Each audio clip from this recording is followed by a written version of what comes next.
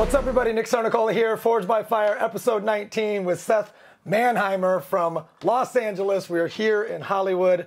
So, quick backstory so you understand what Forged by Fire is and how this came to be. I come from a very blue-collar, middle-class upbringing. Didn't know what entrepreneurship was. Got lucky, stumbled across it at 18. Got involved in sales leadership and direct sales network marketing. Made my first million at 25 in it. Failed miserably on the way up. Finally figured it out. Started our own company. Built it to 30, 40 million. It failed again and ran it up to a couple billion in sales. On that journey was every peak and valley that you can imagine. So like the highest of highs, the greatest of joy and success and financial resources, but also the lowest of lows of failures and failed country launches and product launches and lawsuits and leaders leaving. So inside of that journey of all those highs and lows, I wanted to create something that was really authentic with Forged by Fire that focused on the lows, not just like, hey, here's how great XYZ person is and here's the success of all of that, but what happens when it's not working? What happens when we're this close to giving up? Or what happens when we're faced with the most amount of adversity? What happens next? And I know many of you guys that are watching this are solopreneurs, entrepreneurs, and sales professionals, and you come across that in your life all the time. And each episode we have is a successful entrepreneur that not only has succeeded, but has also gone through those fires and been forged by them. So I have Seth with us. Thank you for joining us, man. I appreciate it. Thank you for having me. I feel honored to be a part of the Forged by Fire podcast. Thank you, sir. We've had the pleasure of knowing each other through mutual friends for the last, what do you think? Has it been about 5 years, 6 years? I would say almost 10 years. No, really? Since you were living here in this building. Well, you weren't living No. here. Sorry, I take it back. No, but around that time. My business partner was. So yeah. I seem to remember you working here a lot. Yeah. Okay. I was here with these guys once a month because our office was down the street. Right. So you had converted a pool table into the conference room office Correct. table. That was upstairs. And that's a perfect example of great entrepreneurship because when life gives you a pool table and you have a business to run, the pool table becomes a conference table and a work table. When life gives you a pool table, it becomes a conference table. So tell us your quick 2-minute version. Hey, where are you from? What was the journey? And then we're gonna dive in deep. Okay, so originally born and raised in New York, went to college in Ohio, and in my last year of school, my brother called me up and he said, hey Seth, how would you like to start a World Wide Web company with me and David? David is our cousin. And I was like, great, what's the World Wide Web? I mean, not literally, but it was kind of like at that time when nobody really knew what the World Wide Web was, what the internet was going to become. So I didn't know what I was going to do post-graduation. I got on a plane, I flew down to Miami, and we started this company called Burn Worldwide, where we were making websites for people. Now, at the time, people would call us up. They were like, how much is your website? And we'd be like, oh, like $5-8 grand. And they would be like, my nephew said he could do it for $500. We'll be like, okay, well, you're going to spend $500 on your nephew. Then you're going to call us back in 6 months. We're going to be 10 grand because our prices will have increased. So now the website that you could have bought for, 7 grand, you're going to pay 10.5 for. But when that happens, we've all learned that we're going to find a way to work together in the future and come back to us and we'll be here for you. And, 9 out of 10 times people would call us up, get our proposal, they would scoff at the price, and they would come back to us 6 months later, and they would ask us to do the work. And a lot of it was just about staying in it, trying to give people great product at what was a great price. They just didn't realize it at the time because people didn't necessarily understand the amount of work that was involved.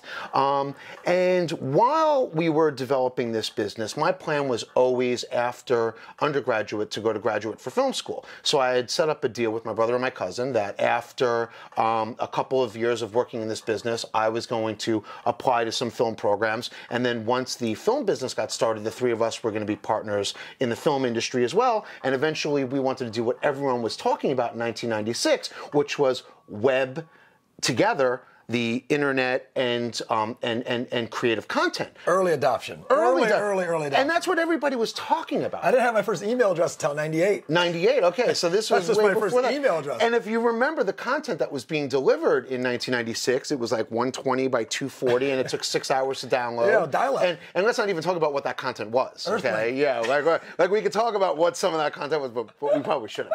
And there's a movie about that. There are a couple movies about that. So In 2001, I decided to apply to the holy grail of film schools. I never thought in a million years that I would get in. And somehow or another, I got an interview for the American Film Institute, otherwise known as the AFI Conservatory. For those of you who don't know what the AFI Conservatory is, it's a brilliant school that was started by, I want to say it was Roosevelt or Eisenhower. I can't remember. One of the presidents decided that because the United States had such a rich heritage of film, and it was really our medium more so than any other country, that we needed to have an organization that was designed to preserve and promote the history of American film. Interesting. So I didn't know that either. Yeah, exactly. That's why it's like the Smithsonian for the film industry. And part of what they created when they created the American Film Institute was a film school conservatory program where people could go and get their master's. Is that out here in LA? It is in LA. It's a very small program. They only accept 128 people a year, and of those, they only accept 28 directors. And I think they have something like over 2,000 applicants to get into this film school. So to be one of the ones that's accepted and into the That's 1%, directing program, your head math is way better than mine. Yeah. It's a very prestigious program and very hard to get into. I actually have a great story of how I got into the film school. Okay, so I like great stories. So I don't know if they're going to come back and take away my master's degree for telling you this story, but I'm going to tell it anyway. I think they can. Okay, so here's how I got into AFI. I lied. I lied. But not in the way that you think, okay? So I was working, do you remember Hank Azaria? He was on The Simpsons? Yes. Still on The Simpsons. So I was working for him as a production coordinator. And the person who was the production coordinator before me was applying to the USC film program. Okay. And when I went to AFI to visit the campus, one of the things that they talked about was the application process and the personal statement and how important it is. And I was like, I don't know what I'm going to write on this personal statement. So while I'm sitting there working for Hank Azaria, I see on the computer that the person who worked there before me had written a personal statement to get into USC. And it was already there. It was already there. So I said, you know what? I'm going to read this guy's personal statement, and I want to see what other people write. So I started reading it, and it was by far, hands down, the most boring thing I've ever read in my entire life. My parents used to take me to different countries and I was like, a light went off in my head, and I said, the admissions people, there's 2,000 people that apply to this program. Right. And they have to read 2,000 of these personal statements. So I sat down and I wrote the first thing that came out to my head. How's yours going to be different? How are you going to stand out? Lie. So I sat down and I wrote, when I was 8 years old, I was kidnapped, okay? And I made up this whole story, how my father was having an affair with my nanny, and that my mom found out, and that they got into a fight. You're a Schwarzenegger? No, I'm a Manheimer, okay? But similar story. So I write this whole fictitious story of how I was kidnapped. And what I did is in the personal statement, I said, my entire life, everybody always wanted to hear the story of how I was kidnapped because it was like a famous story within the family. But it wasn't an interesting story. So I would tell people while I was telling the story, I would embellish the story. I would say, oh, this is where they tortured me, and the scar, and they tied me up. And every time I would tell the story, I would learn to tell the story a little bit better. I would dim the lights. I would change my voice. And throughout all the years... This is what you're writing? This is what I wrote. Okay. This is the personal statement. Right, okay. So you're writing about how you would dim the lights and lower your voice. While I was telling the story of how I was kidnapped. Yes, okay. So, and then I finish up the personal statement by saying, what I learned was that people don't really care about the truth when they're being told a story. All they want is to be entertained. And that's why I'm applying to this film school, is because whether or not this story is true is irrelevant. What's relevant is you like the story. And you're entertained. Right, and you're entertained. You're like, he's in. And they brought me in for the interview, and I was shaking. I'm like, they're going to ask me about being kidnapped. And nobody ever asked me about being kidnapped. But I swear to this day, I know that is what got me into film school. That's a great story. Thank you. Well, I'm sorry about your kidnapping, by the way. Yeah, you know. It's very traumatic. It was very traumatic. And this is where they tortured me right there. Yeah. Okay. So you got a master's at AFI. I got a master's in directing from AFI. Fuck. Okay. And my brother came out. Our other cousin David was partnered on our production company. Things were going great. We had What happened to the other business that you guys So started? the other business at this time is going gangbusters. Right. Okay. We went from being this 3-person small website company to now we have 250 employees. Shit. We're doing the websites for Bank of America, Sony, the Olympics. If there was a Fortune 500 company, we probably did work for them. Okay. And, people said, oh, well, what do you attribute the success of the website company? And the truth of the matter is a lot of it was just attrition, right? So we always did things less expensively than everybody else at a higher quality, and we were willing to work twice as hard. So a lot of our competition, Sapient, Razorfish, and all these other businesses that were the industry leaders at the time, they were struggling, and we were starting to make strides, and all of their clientele was now coming to us, especially in the Southeast region. So that business is going well, but I am not involved in day-to-day operations at this point because I'm out in LA trying to further our development business, which is the film industry.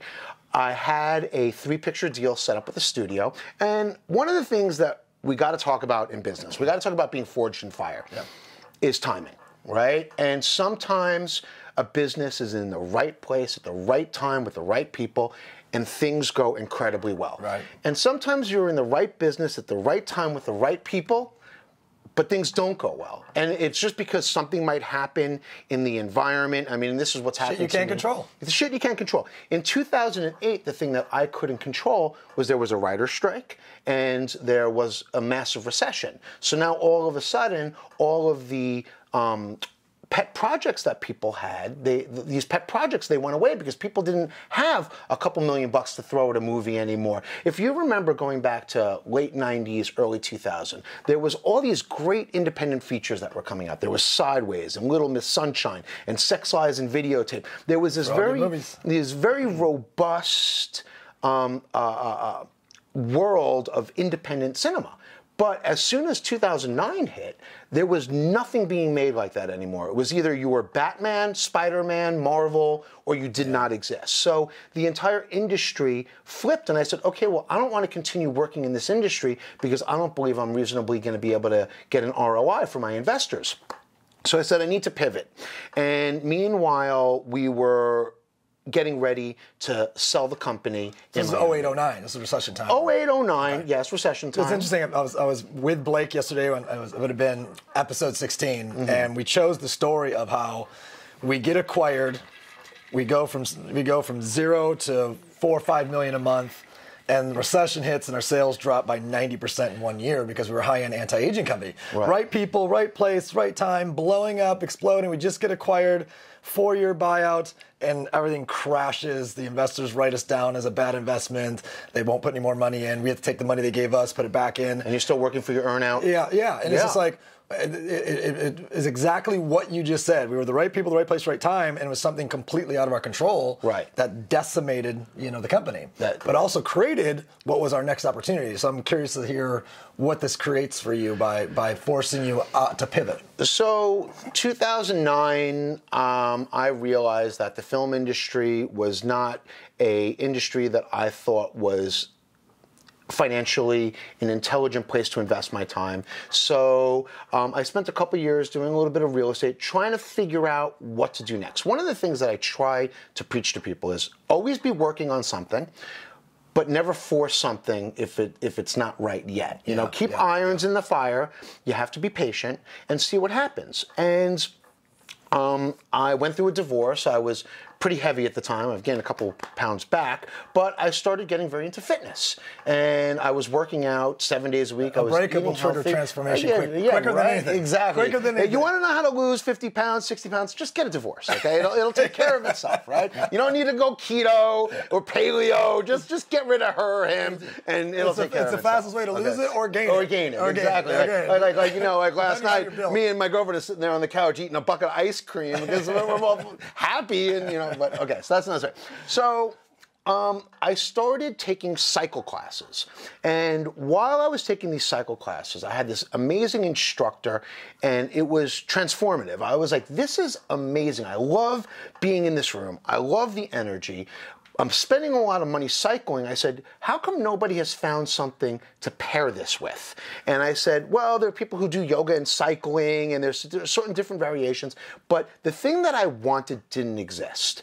At the same time, I knew somebody that was opening up a yoga and Pilates studio in Las Vegas.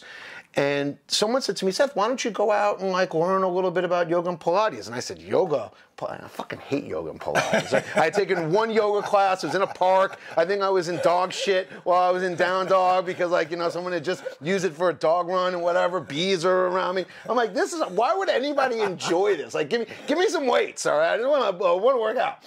And so I said, you know what? But I didn't know anything about the industry. So I'm going to go out to Las Vegas, and I'm going to be a consultant, an assistant, behind the scenes. Operation behind the scenes. There was this business that was opening, and it was sort of a new thing, and it was, at the time, the space where it was opening, there was a gigantic hole in the roof from where lightning had hit it. There were no walls, no plumbing, no electricity. And I had a lot of experience building and marketing. And I said to the person who was the managing partner, I said, can I come out and be involved with this with you? And he said, yeah, come on out. So I went out to Las Vegas. I started helping build the business. And then they asked me if I wanted to become a partner on the business and if I wanted to invest a little bit of money. I made a small investment. And then fast forward a year later, for reasons I won't get into, it's a long story, I become the managing partner of the brand. Okay. So you went from face down and dog shit hating yoga to owning a yoga Pilates studio. So I went, yes, okay? But in between that, okay, while I have this hugely successful company in Miami, I am picking gum out of urinals, I am rolling yoga mats, I am folding yoga towels, I'm sweeping floors, and everyone's looking at me. I'm driving up every day in my brand new like R8 V10 6-speed, like, and then I'm like 5 minutes later, you see me, I'm in the bathrooms, and I'm literally like the janitor also. And people said to me, like, what are you doing? Like, why are you in the bathroom cleaning the floors? And I said, if you're gonna own the business, you better be one of the people that knows how to clean the floors also. Say that again. If you're gonna own a business, you better know how to clean the floors also, right? Nothing aggravates me more than people who, I shouldn't say aggravates me more. Maybe a part of it is jealousy, but you know, I wouldn't ever open up a restaurant unless I worked as a busboy and a sous chef and a line chef and a maitre d', because I want to understand how all of these pieces work together, because I never want to be reliant on somebody else, because when that person doesn't show up, when that person decides that they want more money than they're worth and they're going to hold you hostage, you have a choice. You either have to bend to other people's demands, or you say, you know what, I can do this without you until I find you a replacement.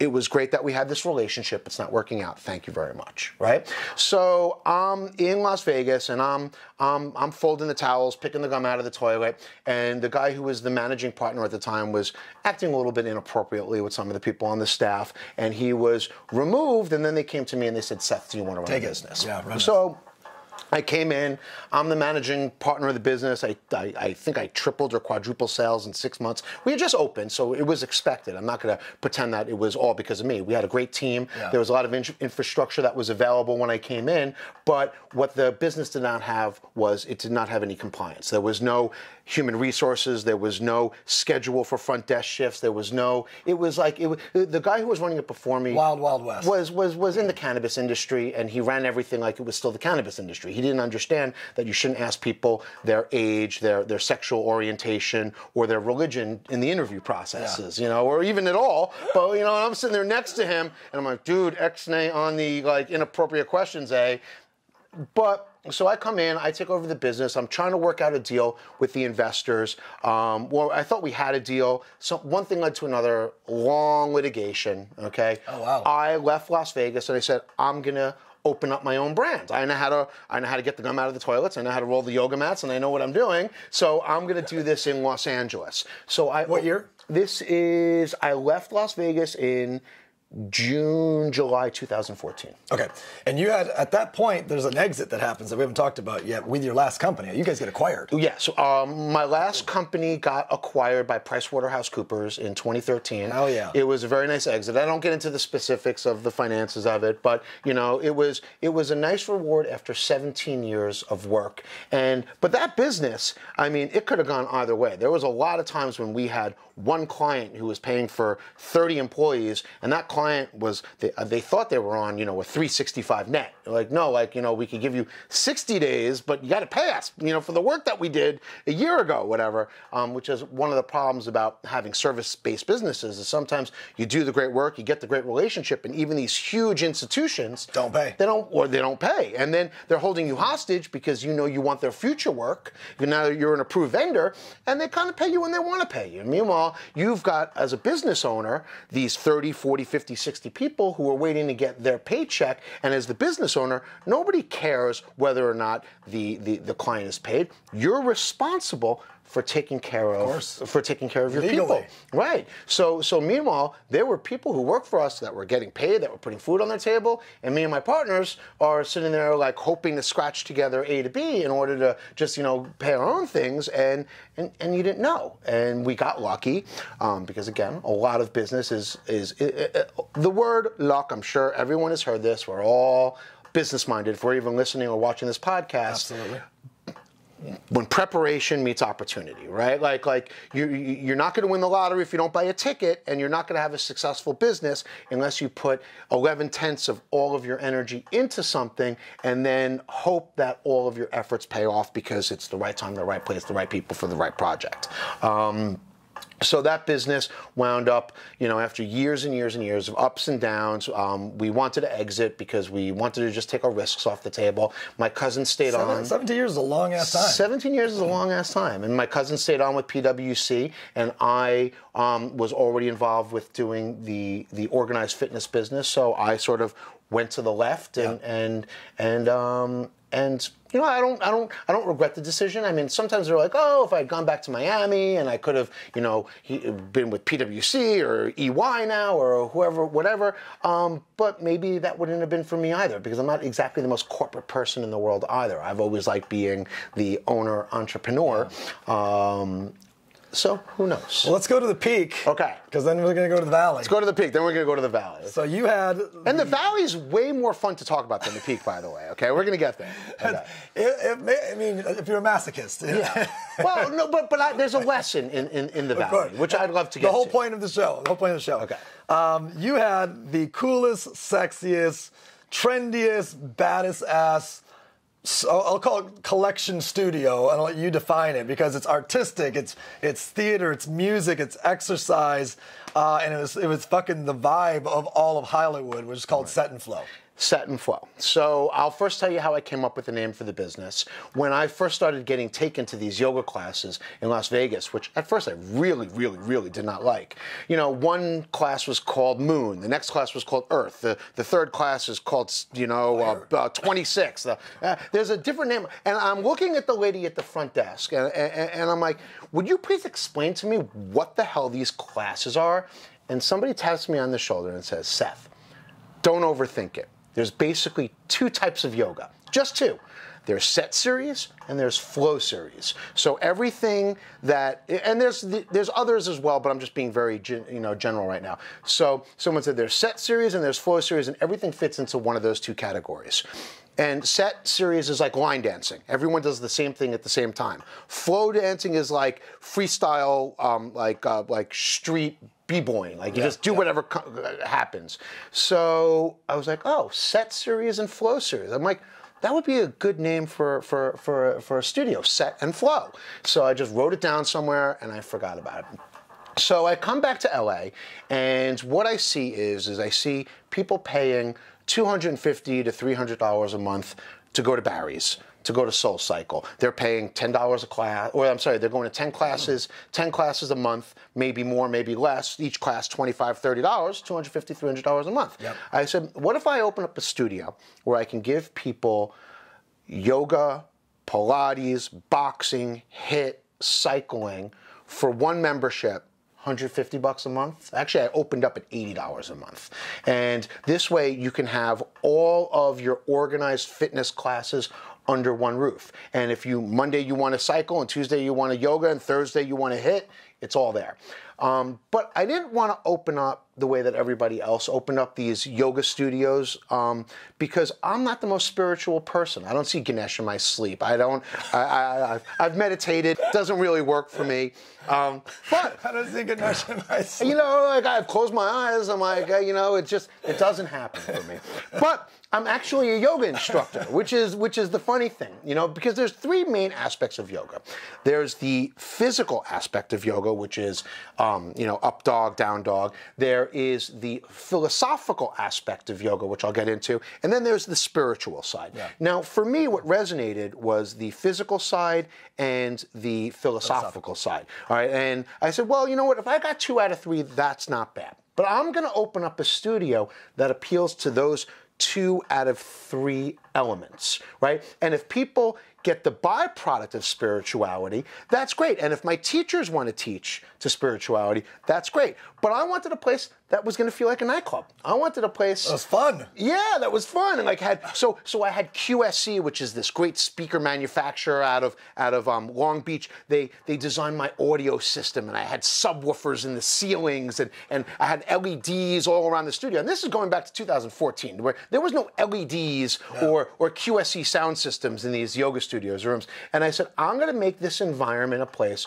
where people can come, get their movement, get their philosophy, maybe their spirituality, and they're going to leave and they're going to pay me, right? People said, Seth, you know, as a joke, people used to say, Seth, how'd you get into the yoga business? I was like, well, I, you know, wanted to find a way to make all the women in LA give me money.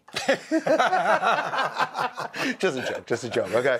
But accurate though. Yeah, seriously. I mean, when I look at what you'd built, it's almost like a reflection of everything you've done, because you've also DJ'd a lot as well. Yes. So it's like you have this music element, you have this lighting element, you have this theatrical element, you have this like you build sets like you would in a movie theater. So you have a directing element, very much, and then you have the exercise element. So it's like this culmination of all these things that you've done that you put in one place.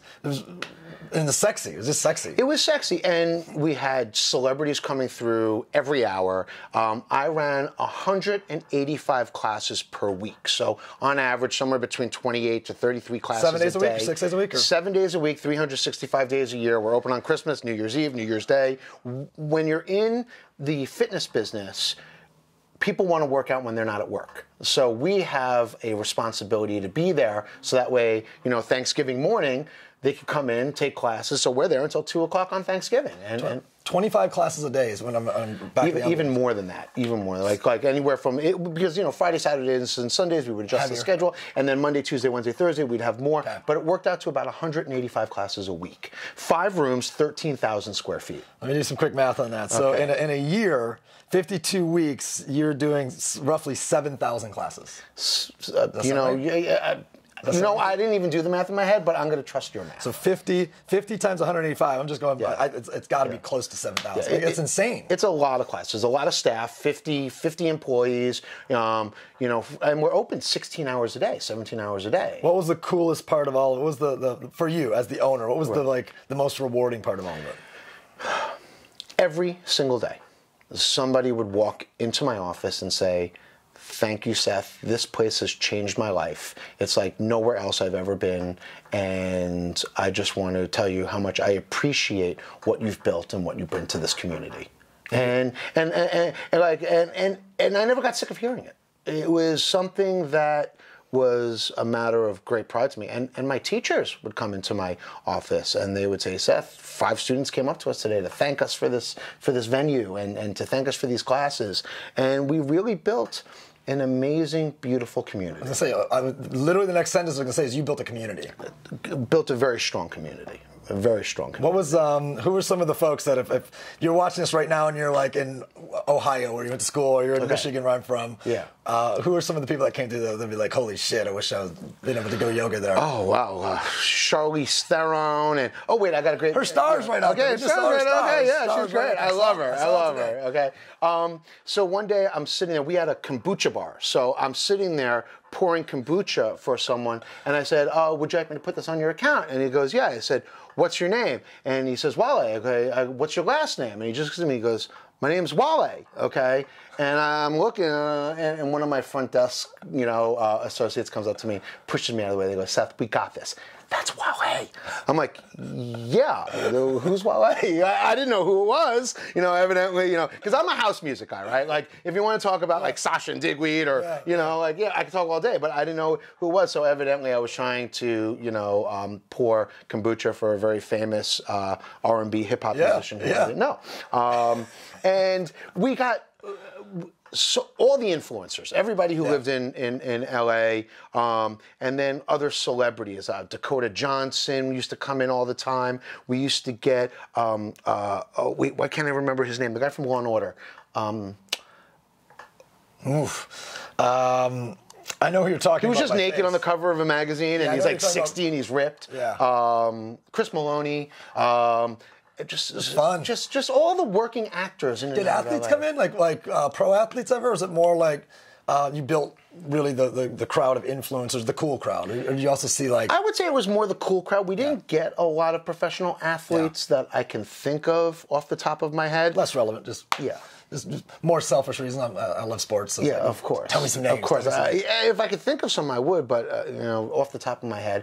I could tell you that the business that I did in Vegas that I wound up separating from when I came out to LA is now co-owned by Alex Rodriguez. Oh, no shit. Yeah. So A-Rod. Yeah. So he became a partner on the business that I co-founded in Las Vegas. Very interesting. Yeah. Well, you touched a lot of things that turned to gold, man.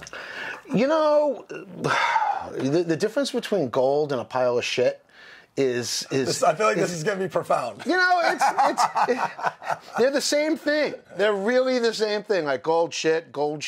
It's literally just a matter of whether you're in that right place at that right time, right? So, should we talk about so we've talked about the highs. I want to do a little bit more on Set and Flow on the pod. It's such a cool story for folks to understand or hear about.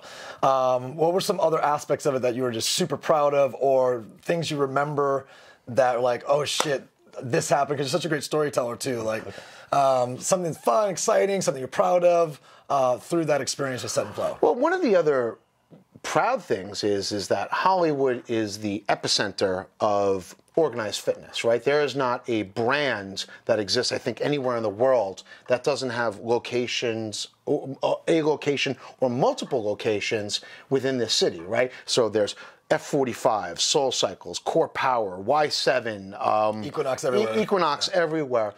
So for a owner-operator like myself to be able to come into this valley of beasts, and to be able to... As an outsider.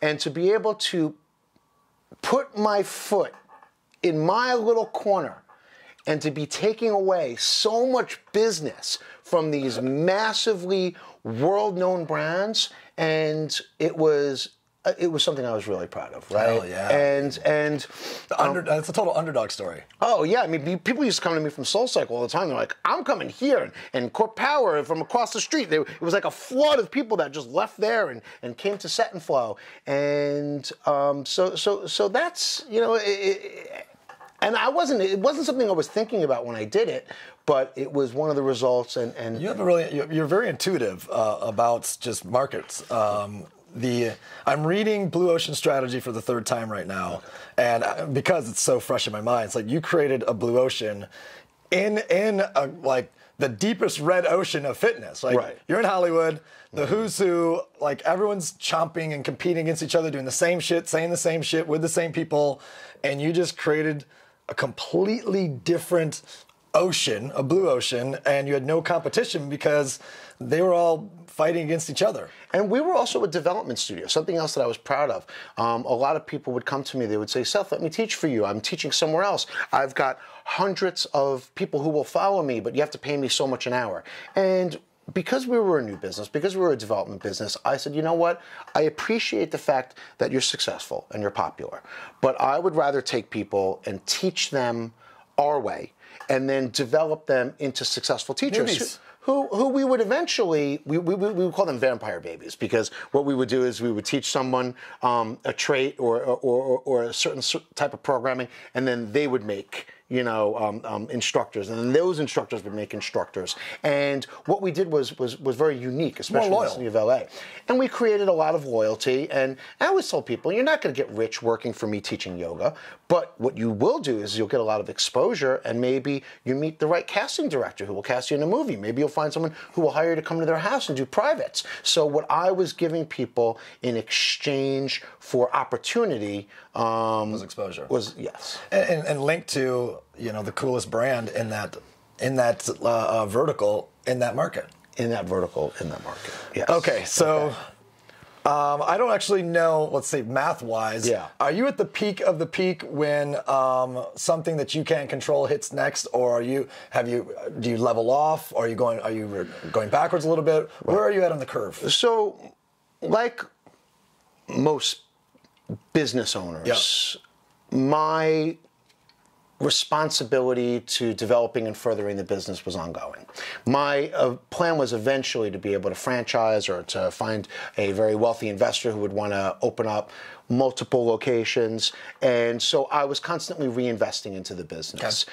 When I first opened, we were 9,500 square feet, 3 rooms. I had expanded to taking 2 more rooms, another 2,600 square feet, and that had just been completed about 6 or 7 months before the pandemic. And the business was starting to make, the first couple of years, this was part of our business plan, is, put it back in, reinvest. But the business was just starting to make money. When I say make money, I mean, we were doing, $200,000 a month in gross revenue, but, our expenses were pretty high. And we were at the point, though, where it wasn't costing us anymore to add more people coming through the doors. So everything after that amount was profit.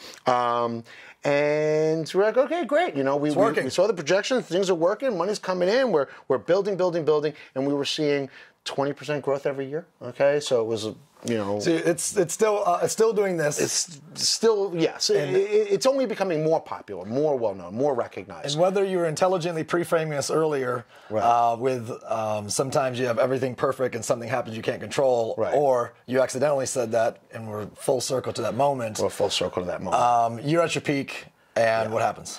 March 14th, 2020. We were up to March 13th, 2020. We had one of our best sales months, even while people were starting to freak out about COVID and we're starting to stay home. But we were just on such a great trajectory that our numbers were still great. I was like, oh my God, there's all this talk of a pandemic, and we're still doing well. And March 14th comes. They say, all right, everybody, you got to shut down your businesses for 2 weeks. Now, at the time, I'm sitting there, I'm thinking, okay, well, my employees, they don't make much. I still gotta, pay them for these 2 weeks when the business is closed. And I've already paid rent for the month of March, and these are big numbers when you're talking about, 13,000 square feet in the middle of Hollywood. And the money's going out, and I'm sitting there thinking to myself, we're gonna be reopening maybe a couple weeks, we'll be back. And then the next thing you know, it's a year and a half later, and a lot of businesses, and I'm very thankful that a lot of business owners were able to survive the pandemic. If you were a restaurant, maybe you were able to pivot and do delivery or a ghost kitchen of some sort, or that you were part of the Restaurant Act that Congress did, where they gave money to restaurant owners to help them survive. But the gym, organized fitness space, we were left hanging out to dry. My business went from, close to $200,000 a month to nothing overnight, like to zero. And I didn't know for the better part of 2 years if my landlord was going to work out a deal with me. I didn't know if there was something called the Gym Mitigation and Recovery Act that was proposed in Congress, where they were going to try to help gym owners. But at the end of the day, by the time I was allowed to technically reopen, I was already a year and a half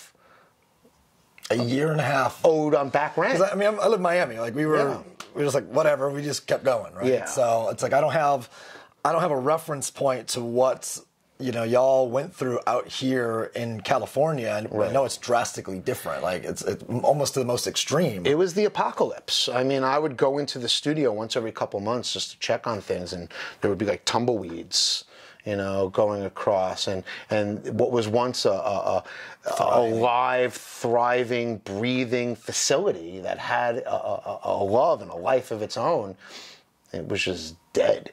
It was just, it didn't feel the same, it didn't look the same, and it was a really awful thing to go through. You know, after putting so many years of my life, and I bootstrapped the entire thing myself, so it was a complete and total loss after all that. I would imagine it, and I've lost businesses as well. And, I would imagine it either feels like a divorce, or feels like probably losing a child almost, either losing a spouse or losing a child. Probably a child because of how you built it from the ground up of nothing. And you know, I have never lost a child, so I wouldn't want to even put myself into that. Sure. Like I'm sure someone who has lost a child would say, no, you didn't lose a child. Right. I mean, you know, but I try to keep stock every day of not what I lost. I try to keep stock of every day of what I still had. I said there are business owners out there that literally didn't just lose their business. They lost everything, right? Yeah. I didn't. I didn't lose my home. I didn't lose my car. I lost an extraordinary amount of paper wealth. But I lost my sense of self more than anything, because I think that there was so much of my identity that was inadvertently wrapped up into Set and Flow, because everywhere I went, it's Seth DNA. And Flow, and I was teaching yoga classes and teaching cycle classes, so I was people's mentor, and I was their teacher, and I was the person that helped them get through the bad moments of their life, and all of a sudden, all of that was gone. Do you remember a moment where it was, when you look back, like that was the lowest moments feeling, like, and what was it linked to? Which was there something that triggered it, or was there a photo, or was it the walkthrough of the venue running into one of your employees? Like, what was kind of like that low point? The lowest point was that I had several months of negotiations with my landlord to see if we could find a way to make it work. And at the end of the day, they did shut me down. They did take all of my equipment. They did make me pay them a huge settlement to walk away from my business. But in some ways that I have to at least give them some credit for, they did try, okay? And if I were to go into the details, people would look at me right now and say, Seth, are you crazy? Why didn't you take that opportunity that they were giving you to try to restart the business?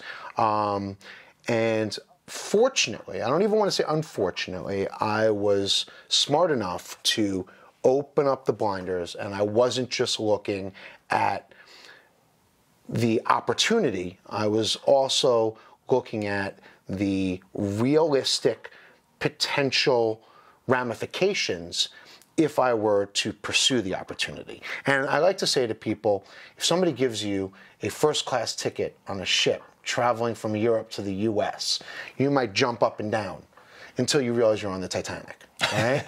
And that's what I was given. I was given, because even if we were to look now, we are in November 2022. We're almost in 2023. I can't back this up with data. I can only back this up with my observations, all right?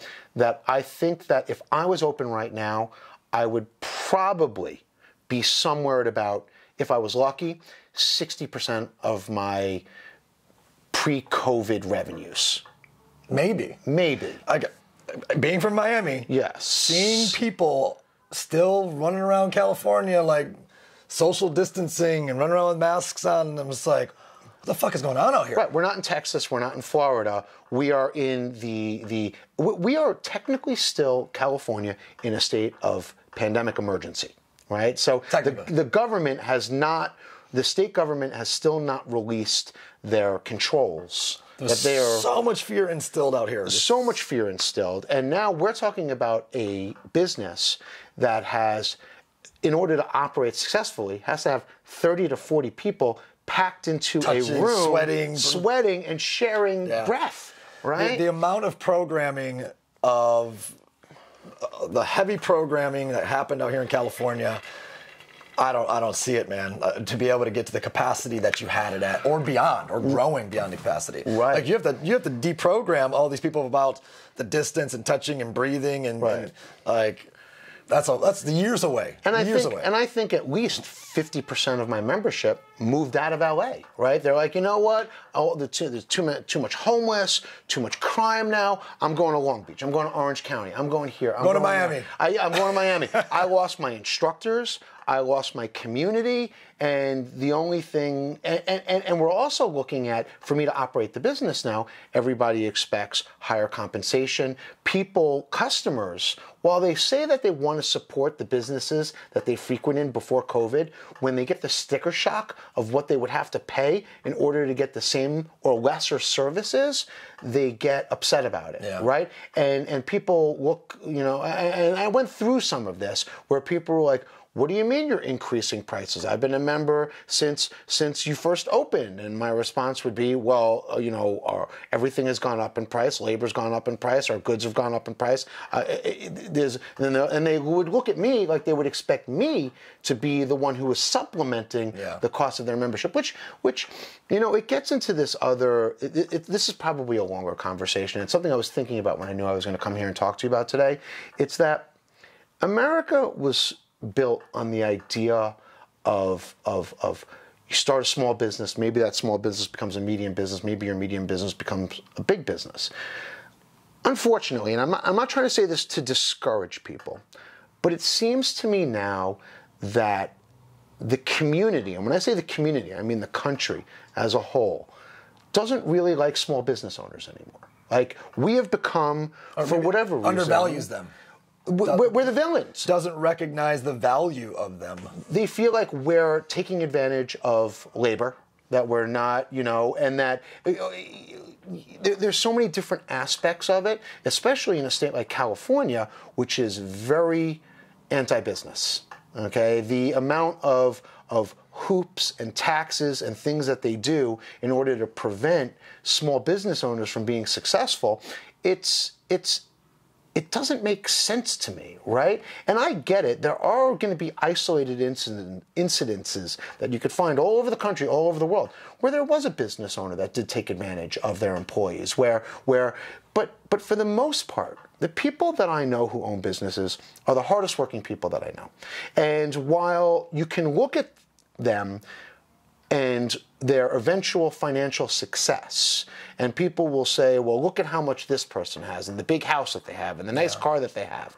What people don't want to acknowledge is the vast amount of risk, time, labor that you have to put into these businesses with the hopes that they become successful, right? And it seems as though that conversation, though, we've lost that conversation where it's sort of like, oh, you own a business, you're taking advantage of your employees, and there's so much expected now from the business owner, and people don't care whether the business owner is successful or not successful. And celebrating your massive success, and that's out here. I feel like it's more on as a California thing, is villainized. Wow, you become that successful as a business owner. Right. Who did you take advantage of? Who did you take advantage of, right? I get it. I get what you're saying for sure. Yeah. So you've been through hell. Been through hell. So now I want to flip that coin a little bit. Let's go. Okay? Because I'm not here to tell a sob story. What did you get? What did you take from it? How did you grow from what you learned? So here's the good news. The good news is that when I did my yoga training and I did not connect with Ganesh in my sleep, I listened to the philosophies. Okay, and the philosophies of yoga are actually really important and really smart. And the way that you translate them into the way that we live our lives today is something that I would speak to and teach to my students, and I believe, okay, which is the worse things get, the more miserable you are, the more life throws you punches in areas of your body that you didn't even know existed, to the point where you don't even want to get up and face the day, that's your fucking fuel, okay? That is your power. The more bad shit that happens, the more of that you just want to take and harness that into something that's going to be even better than the last thing that you did, right? It's not boo-hoo, feel bad for me, I tried, time to pack up my shit and go home and give it up, okay? That is everything, okay? I'm ready, motivated. All the bad things, right? That's the power. I'm fucking ready. So what's next for you? So I'm kind of in between two things right now. Yep. As we mentioned before, I was exploring the world. I was invited to be a partner in a company doing psychedelic therapy using legally prescribed psychedelic medicines, specifically ketamine at home, oral ketamine treatments to help people with mental health problems. Yep. I really believe in this sector. I think that, you know, right now ketamine is the only psychedelic that is federally legal. We're going to see MDMA actually next, and then psilocybin, and eventually LSD, because now that the reefer madness of psychedelics is sunsetting, and we've realized the benefits of them as a society, we're going to start seeing them more normalized. And I think it's going to be a great industry, a great sector. But strangely enough, I had an idea for a TV show. And one of my friends is a very successful film producer. He's done, you know, all of, you know, Roland Emmerich's movies, Independence Day and Midway and Moonfall. And I had an idea for a disaster TV show. I was like, you know, what if we destroy the fucking world, you know? That's my power, right? They destroy my business, now I'm gonna destroy the fucking earth, okay? No, but seriously, and so I pitched him on this idea for the show idea, and he loved it, and 2 weeks ago, I was sitting in MGM at Beverly Hills with all the Oscars on the wall and the movie posters, and I'm pitching my episodic TV series to MGM, and we're on the phone with all these big players all over town now, so that might be my, so after 13 years of pivoting away from film and entertainment, now I'm back to being a storyteller again. Well, I think no matter what you do next, it's going to be successful. Thank you, Nick.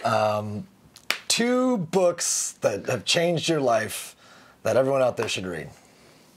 You know, I'm going to embarrass myself, okay? But when I started film school in 2002, I realized that I no longer had time to read books because I only read scripts, okay? And when your whole life 2 movies, 2 documentaries, and that's fair point. Okay. Doesn't have to be books. So 2 documentaries, 2 movies, 2 things that are just like, that we can grab on as content, 2 pieces of content that we can lean into that were life-changing to you. That were life-changing to me. The film that I saw in undergraduate that made me want to be a filmmaker. Okay. Very obscure, okay? It was called M by Fritz Lang, right? And M by Fritz Lang was shot in Weimar, Germany, which was in between World War I and World War II. Okay. And it's actually an early horror film. It's about this... How do you say it again? M, just the letter M. Oh, yeah. M by. By I got you. The director Fritz Lang. And it's like an early, it's like Hitchcock style, black and white. And when I was sitting in my undergraduate film class, this was one of the movies that influenced me because I thought I was going to be a film critic. I was in journalism school and broadcasting, and I was like, oh, how great would it be to be able to go out and write about movies? I said, well, why wouldn't I want to make movies? Yeah. And this was the movie that was like, I think I can do that.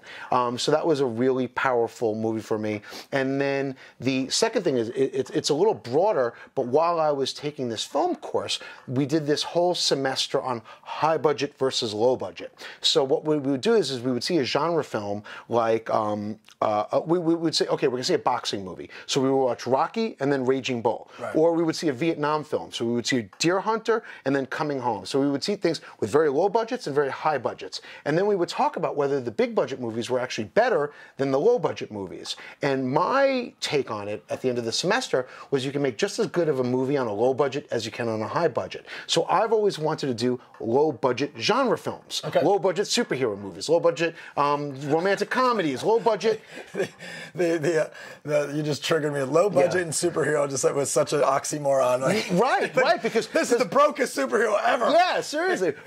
And that's where the idea for this TV show came from, because I wanted to do a low budget disaster TV show where I have something that's a global disaster, but I'm telling it from a very small community perspective. Like Blair Witch Project, running around through the disaster type. It's like. Do you remember the movie 10 Cloverfield Lane? Have you seen it? I haven't seen it, but I know what movie you're talking about. Okay, well, it's John Goodman and two other actors. I can't remember their names. And the Earth is being attacked by aliens, and the whole movie takes place with them in a bunker. Okay. And just three people in a bunker. And I was like, this is exactly the style of storytelling that I would like to do, because we're talking about something that's very big, but we're seeing it from a very small perspective. So that's the TV show that we're working on now. 2 tips. You had a in a good way. You had a rant earlier where you were fucking on fire. Okay. And I think that's probably forged by fire. I mean, I think it's probably the peak of the whole conversation was what you were sharing earlier. 2 tips. No direction to it. You're like, look, if you're an entrepreneur out there or solopreneur, these 2 things are a must if you're going to make it. Okay. Number 1. Have a great fax, copy, and scanner, and don't let anybody else use it. Because every time somebody uses your fax, copy, scanner, it fucks up the driver, and then you gotta go, and you gotta download shit, and you gotta reset it, and it drives me nuts. I always have to tell this joke because somebody once said to Robert De Niro, how do you become successful in Hollywood? And he said, take Fountain. Okay, because there's no traffic on Fountain. So someone says to me, what's the key to becoming a successful business person? It's have a good scanner copier. Okay? It's a little joke. Okay. When your head hits the wall, keep going, right? And don't be stubborn. Know when to pull the switch, or know when to hit the switch or pull the cord on something that's not working, or sideline something.